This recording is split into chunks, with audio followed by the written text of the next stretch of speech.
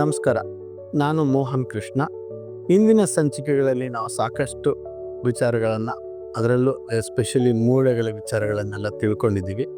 ಇವತ್ತು ನಾವು ಮಂಡಿ ವಿಚಾರವಾಗಿ ಚರ್ಚೆಗೆ ಮುಂದಾಗಿದ್ದೇವೆ. ಇವತ್ತು ಈ ಚರ್ಚೆಗೆ ನನ್ನ ಜೊತೆ ಇದ್ದಾರೆ ಡಾಕ್ಟರ್ ವಿನಯರಾಜ್ ಎಂ ಕೆಳಗಡಿ, ಸೀನಿಯರ್ ಆರ್ಥೋಪೆಡಿಕ್ ಸರ್ಜನ್, ಕೋಸಿನ್ ಕೇರ್, ಬೆಂಗಳೂರು. ಸ್ವಾಗತ ಡಾಕ್ಟರ್.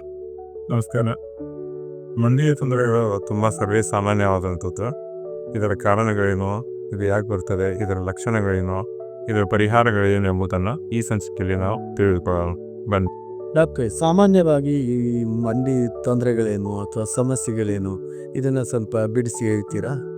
ಈ ಮಂಡಿಯ ತೊಂದರೆಗಳನ್ನು ಏನು ಎನ್ನುವುದು ಅರ್ಥ ಮಾಡೋಕ್ಕಿಂತ ಮುಂಚೆ ಮಂಡಿ ಯಾವ ರೀತಿ ಇರ್ತದೆ ಅನ್ನೋದನ್ನು ನಾನು ನಿಮ್ಗೆ ತೋರಿಸ್ಕೊಡ್ತೇನೆ.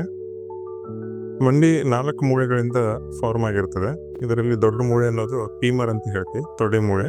ಇದರ ಕೆಳಗಡೆ ಕಾಲಿನ ಮೂಳೆ ಅಥವಾ ಟಿಬಿಯಾ ಅಂತ ಹೇಳ್ತೇವೆ. ಸೈಡಲ್ಲಿ ಇರೋದು ಒಂದು ಚಿಕ್ಕ ಮೂಳೆ ಫಿಬುಲಾ ಅಂತ ಇರ್ತದೆ.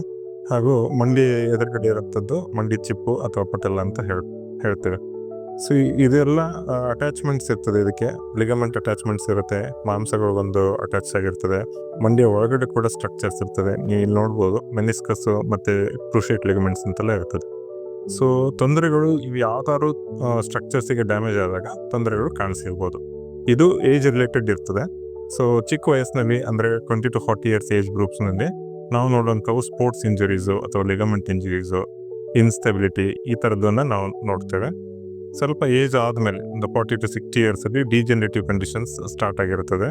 ಸೊ ಇಲ್ಲಿ ರಿಪೇರೇಟಿವ್ ಕೆಪಾಸಿಟಿ ಕಡಿಮೆ ಆಗೋದ್ರಿಂದ ಡ್ಯಾಮೇಜಸ್ ಜಾಸ್ತಿ ಆಗ್ತಾ ಹೋಗ್ತದೆ. ಅದು ವಯೋಸಹಜವಾದದ್ದು.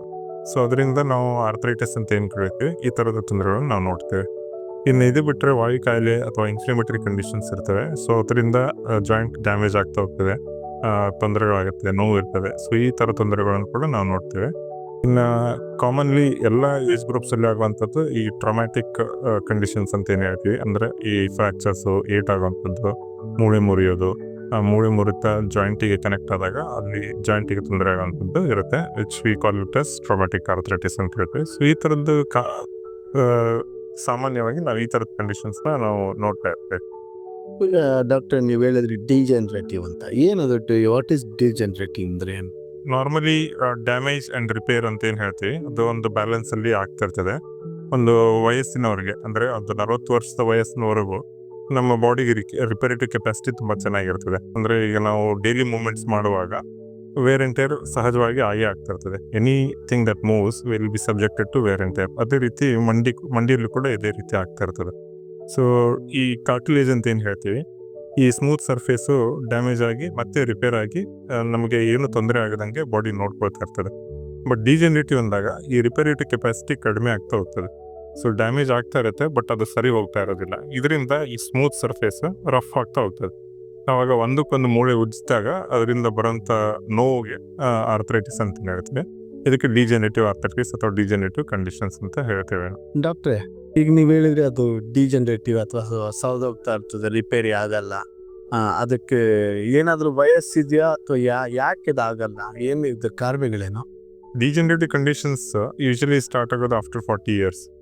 ಸೊ 40 yearsವರೆಗೂ ನಮ್ಮ ಬಾಡಿಗೆ ಹೀಲ್ ಮಾಡೋಂಥ ಕೆಪಾಸಿಟಿ ಏನಿರುತ್ತೆ ಅದು ತುಂಬ ಚೆನ್ನಾಗಿರುತ್ತೆ. ನೀವು ನೋಡಿರ್ಬೋದು, ಮಕ್ಕಳಲ್ಲಿ ಏನಾದರೂ ಏಟಾದರೆ ಬೇಗ ಸರಿ ಹೋಗ್ತದೆ. ಬಟ್ ಅದೇ ಚಿಕ್ಕ ಏಟು ವಯಸ್ಸಾದವರಲ್ಲಿ ಆದಾಗ ಅದು ಬೇಗ ಸರಿ ಹೋಗಲ್ಲ, because of decreased healing capacity ಅಂತ ಏನು ಹೇಳ್ತೀವಿ, ಅದರಿಂದ ಹಿಂಗೆ ಆಗ್ತಿರ್ತದೆ.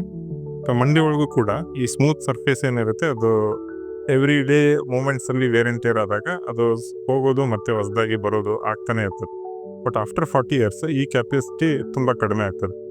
ಬಟ್ ಸ್ಲೋಲಿ ಪ್ರೋಗ್ರೆಸಿವ್ ಆಗ್ತಾ 40 to 60 years ಏಜ್ ಗ್ರೂಪ್ನಲ್ಲಿ ನಾವು ಸುಮಾರಾಗಿ ಈ ಥರದ ಡ್ಯಾಮೇಜಸ್ನ ನಾವು ನೋಡ್ತಾ ಹೋಗ್ತೇವೆ.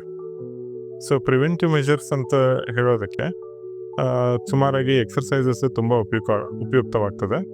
ಸೊ ಮಂಡಿಗೆ ಸ್ಟ್ರೆಂಥನಿಂಗ್ ಎಕ್ಸರ್ಸೈಸಸ್ ಅಂತ ಏನು ಹೇಳ್ತೀವಿ, ಮಂಡಿ ಮಡಚೋದು, ಉದ್ದ ಮಾಡೋದು, ಸ್ವಲ್ಪ resistance exercises, quadriceps training, hamstring training, ಈ ಥರದ್ದು ಎಕ್ಸರ್ಸೈಸ್ ಮಾಡೋದ್ರಿಂದ ಒಂದು ಸ್ಟಿಮ್ಯುಲಸ್ ಸಿಗುತ್ತೆ ಮಂಡಿಗಳಿಗೆ. ಆ ಸ್ಟಿಮ್ಯುಲಸ್ಸಿಂದ ಬೋನ್ ಕ್ವಾಲಿಟಿ ಇಂಪ್ರೂವ್ ಆಗ್ತದೆ, ಮಸಲ್ ಸ್ಟ್ರೆಂತ್ ಕೂಡ ಇಂಪ್ರೂವ್ ಆಗ್ತದೆ, ಲಿಗಮೆಂಟ್ ಬ್ಯಾಲೆನ್ಸಿಂಗ್ ಇಂಪ್ರೂವ್ ಆಗೋದ್ರಿಂದ ವೇರ್ ಆ್ಯಂಡ್ ಟೇರ್ ಕಡಿಮೆ ಆಗ್ತದೆ. ಇದ್ರ ಜೊತೆಗೆ ಬಾಡಿ ವೇಟ್ ತುಂಬ ಇಂಪಾರ್ಟೆಂಟ್.